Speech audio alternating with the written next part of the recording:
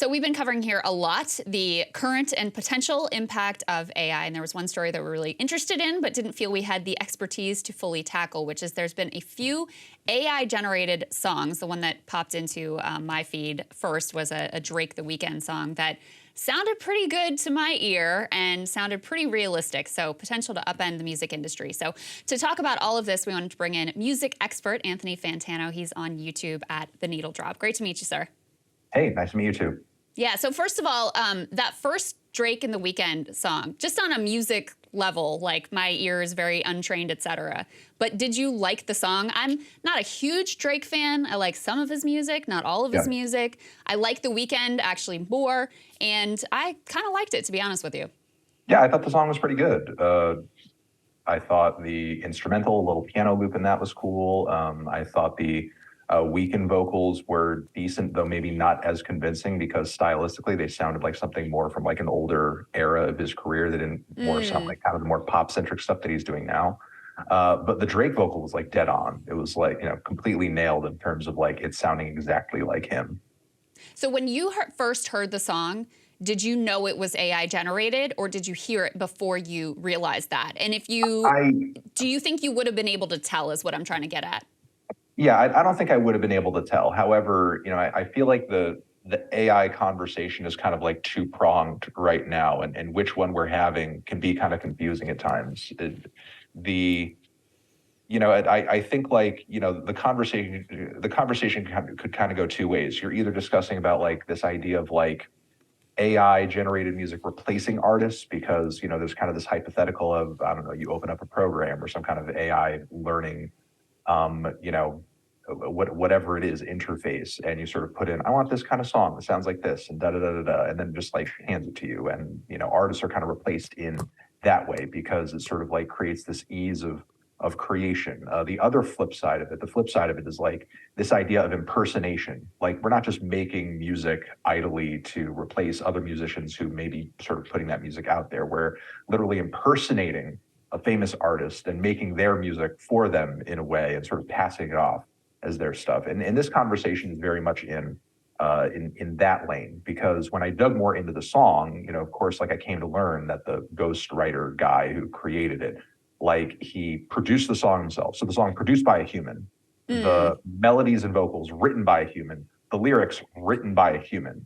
The AI portion of it, where that comes into play, is when he laid down the vocals for the track, he used this, sort of like vocal AI, deep fake, whatever personality, not personality, but program to turn his vocals to sound like Drake's vocals. And, so like there's a very human touch throughout the entire song. The AI came into play in order to sort of like make the vocals sound as if it was Drake on the track. Now, with that being said, there are still causes for concern that come into play here because, for me, this is like really not so much an issue of like our computers taking over, but should people be allowed to use this technology to basically impersonate other people, impersonate other artists, to either undercut their potential earnings as artists because they could sort of make their songs for them, or maybe make a horrible song or a defaming song or something that would be embarrassing in some way and sort of like pass it off as like, yeah, oh, here's a Drake demo where he says this like heinous thing or something like that.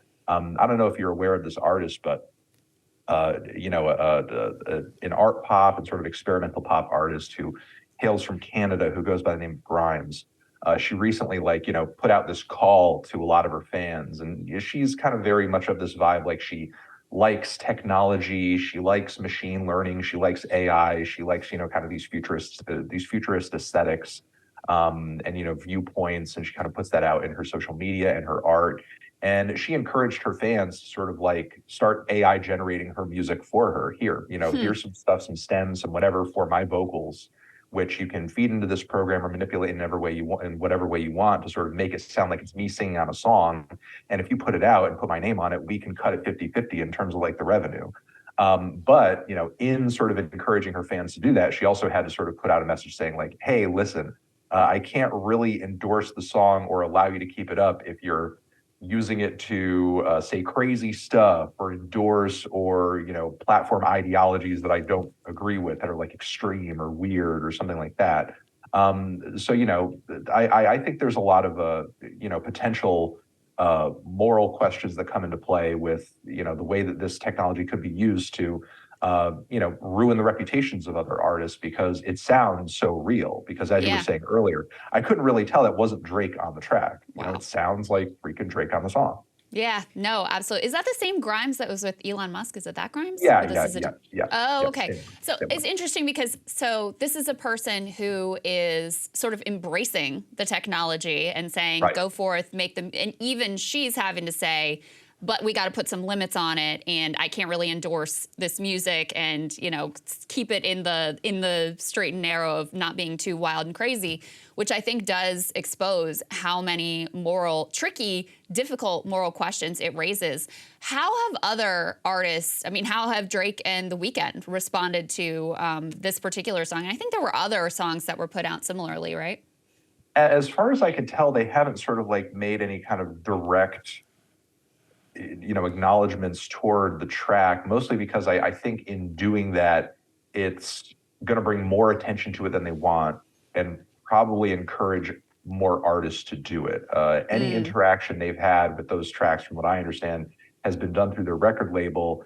And while the song, and I believe there's another Drake song that's been floating around as well that may have been created the same way, those tracks are still kind of floating around in a few different places on social media, but from what I understand, they've been taken down off of streaming, taken down in an official capacity on maybe other platforms where it could have potentially been monetized, because they just want to make sure that, on the platforms where Drake's music is making the labels money, that this song is not like competing with other tracks that he has up and has out, because the song was getting hundreds of thousands of streams over the course of days.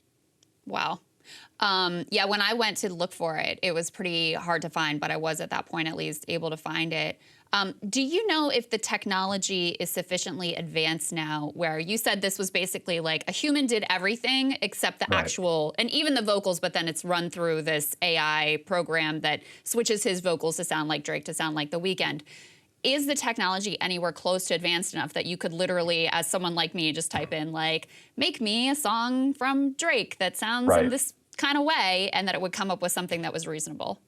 Yeah, no, it's nowhere near that at this point. Like, there are some instances of, weird underground Bandcamp pages where somebody has maybe fed a bunch of Beatles songs into something and then sort of asked to make a bunch of Beatles music, and it sounds like this really vague, weird mush where it's kind of weird. It's like looking into a bunch of it's like staring into a word jumble, where it's like if you stare at it long enough, you could pick out certain words and circle them, but it mostly just looks kind of like noise. It mostly just sounds like noise. It's something that kind of resembles music, but not accurately. However, even though it's not there, it probably will eventually reach that point. Things will advance to the point where you could potentially just punch in, I want a Drake song, and then it just plops out a Drake song in front of you or something like that. And, I think there has to be some kind of, I don't know, initiative on the part of Congress or somebody to sort of nip this in the bud before it becomes a bigger thing. I think there should potentially be at some point repercussions for people who might possibly use this technology nefariously. And this doesn't just apply to artists. This applies to public figures, personalities, also individual people as well. Because using this stuff, if you had enough recordings of anybody's voice, you could potentially just kind of doctor a phone recording or something like that, and put it out and make it seem like so and so said this, that, or the other thing, and sort of completely ruin their reputation. It's kind of like a case of defamation in a way. Yeah. So there is that, and then I think maybe there needs to be some kind of I guess look or revision into the greater scheme of copyright law or something, in terms of being able to say, you can't literally claim my voice as your own, or I'm not advocating for anybody to be sued or sort of taken to court if they have a voice that's maybe similar to another artist's voice, but using this technology to recreate someone's vocal and sell it or market it or commercialize it in some way. I think there should be that should be de-incentivized. If right now I think it should be kind of treated in the same way that sampling is. There's a lot of there's a lot of sample-based music out there, and a lot of great sample-based music, but a great deal of it is just kind of like, operating in the underground. It's allowed to kind of like exist on social media or maybe put up for free on YouTube and that sort of thing. Or even if it is on a music streaming platform, it's probably being, uploaded by an artist who doesn't really have that much of a fan base or a following anyway.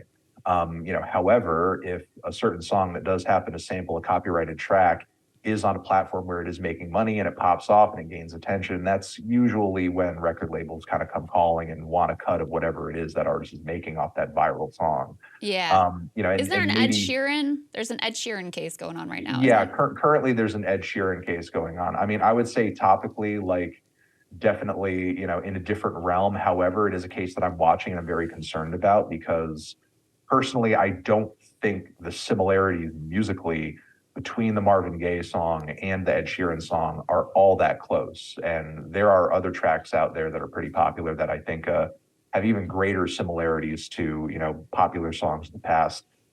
Point ultimately being there, I think if you start kind of, suing artists left and right over these, not even like a clear plagiarism of a melody or a lyric or something like that, like literally just like, it's a similar vibe or it's a similar set of chords, like nailing an artist down over a set of chords, which I mean, the chords to Let's Get It On, I mean, they're nice to listen to. It's a beautiful song. It's a great track, but like, they're not profoundly unique. Like it's not a Right. profoundly, it's like suing somebody over a drum beat. Well, I think Like, this gets into like how it's tricky to draw the line because you also don't want to stifle creativity, yeah, right? that's And you that's can exactly the imagine, issue. right? And so the way that Grimes is looking at this is almost like, oh, this is a whole other genre of art that could flourish, could be created. I mean, one thing that seems really clear to me is you have to have total transparency. You can't be trying to pass this track off of, oh, this is actually Drake or this is actually The Weeknd. It has to be Yeah. really clear up front what this thing actually is. But even then, it is still incredibly tricky because you're taking away some of the uniqueness of that artist. I mean, I certainly wouldn't love it if there were a bunch of AI, crystal balls who were doing a reasonable job of impersonating me, and it became hard to tell what was the real me and what was, what some human created and put my voice on top of it. Right, exactly. It's like I understand that there are some people out there, a lot of fans who don't necessarily, care for a handful of reasons. One, because the fans just want to be entertained, and the idea, the prospect of an AI song is interesting, and they want to see how accurate it is, how close it is. Is it actually a good song to vibe to? And Drake at this point is, as far as the music industry goes, he has all the money in the world. It's kind of hard to feel bad for Drake missing out on Sure. a few $100,000 or even a couple $1,000,000 because somebody put out an AI song that's potentially more popular than tracks that he's put out. However, I do worry about like the trickle down effects that could possibly have to smaller artists. Right. I would hate to see an artist or a band who's maybe more on that middle tier of popularity, and they're living maybe closer paycheck to paycheck in terms of success and notoriety in the music industry, which may not be as big as Drake, but still valid. There are lots of musicians who operate on that sort of level. I would hate to see them sort of getting undercut by this technology, and in a way, sometimes they are, especially if they're like, ambient artists or electronic artists, maybe whose work could be a little more easily recreated through these programs and stuff, or sort of have their livelihoods threatened by Spotify playlists that are just sort of like throwing generic music onto it in the background. That's not specifically licensed to any artists who are actually popular in those fields, just so that they can sort of like save themselves streaming revenue money at the end of the day. So they don't have to, sort of like include actual artists in those fields on these playlists. So I worry about, those artists kind of being hurt by this technology, because the fans at this point, they're curious about it. And a lot of them don't really seem to care all that much, in terms of whether or not it could potentially have negative effects. And the music industry, I think, is like having a really tough time figuring out how to handle this really hot potato, because in the past, as the music industry has like tried to go on crusade after crusade against various types of technology that are changing the paradigm of things, be it like, home taping is killing music, burning CDs and pirating music is killing music. It's Napster, it's this, it's that. Every time they've gone on one of those crusades, streaming is killing music. It's only brought more attention to that thing. And it's only further solidified that thing as like, the thing to do and like the way forward that everything's essentially going to be operating. So, I think them going full throttle and trying to, work against this could create almost like a Streisand effect, So I'm not really sure what their motivations or what their plan is going to be going forward from here, other than maybe to kind of play whack-a-mole with these tracks when and if they manage to get hot randomly. And where do artists make the bulk of their money? Like, what's the largest percentage of their? Much of the time, it's like touring, merch, stuff like that. So yeah. I thought that was the case, and I mean that's something that can't be replaced by AI. So I guess that's hopeful for the existing music industry as it is. I mean, so far for now, I mean, there was like that Tupac hologram a while ago, which people didn't take to the hologram stuff, but like, who the heck knows? At some point, it could be something that like, comes back or, has maybe. I think human beings are knows? biased towards human beings, so. No, I actually agree. And I think that's kind of like the strongest argument against the AI thing. Because, here's the thing. In order for us to have a copy of a Drake song, or like an understanding of what a copy of a Drake song is, we have to have an entire catalog of Drake music to base that off of in the first place. True. You know what I mean? That's true. In the past, and look, there are lots of like, artists who are sort of like, I guess like, not real, or they're, CGI representations of other artists, or, they're Vocaloids, something like that. There are artists out there sort of like are created by people behind the scenes. And a lot of the time, because there isn't a human touch or element to that, and there's no personality, there's no depth to that, because it's just a representation of something else. Like, it has an audience, but it only sort of goes so far, because as you said, people are interested in people. People are intrigued by Drake as an individual, as a personality, as a storyteller, as somebody who is flawed. He makes headlines, through his triumphs and his lows as well. People just find him interesting. Yeah. And that's kind of the case with a lot of their favorite artists as well. People obsess with their favorites on a deeper level.